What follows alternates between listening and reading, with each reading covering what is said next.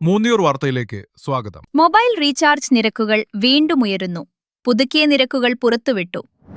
രാജ്യത്തെ mobile phone നിരക്കുകൾ കുത്തനെ ഉയർന്നേക്കും. Reliance Jio, Bharti Airtel, Vodafone Idea എന്നിവരാണ് നിരക്ക് കൂട്ടാൻ ഒരുങ്ങുന്നത്.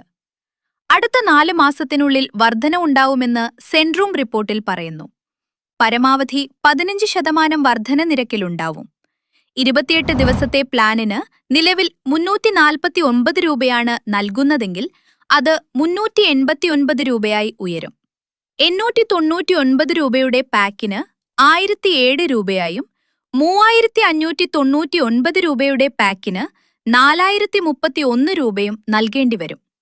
കഴിഞ്ഞ മാസം തന്നെ ഇത് സംബന്ധിച്ച ചില റിപ്പോർട്ടുകൾ പുറത്തുവന്നിരുന്നു. അതേസമയം ജൂണിൽ പുതിയ സബ്സ്ക്രൈബേഴ്സിന്റെ എണ്ണത്തിൽ വോഡഫോൺ ഐഡിയയെയും ജിയോയെയും എയർടെൽ മറികടന്നു. ട്രായ് പുറത്തുവിട്ട കണക്കുകൾ പ്രകാരം ഏറ്റവും കൂടുതൽ ഉപഭോക്താക്കളെ ചേർത്തത് എയർടെല്ലായിരുന്നു. ജിയോ 2.14 മില്യൺ വയർലെസ് സബ്സ്ക്രൈബേഴ്സിനെ ചേർത്തപ്പോൾ എയർടെൽ 2.98 മില്യൺ പേരെ ചേർത്തു.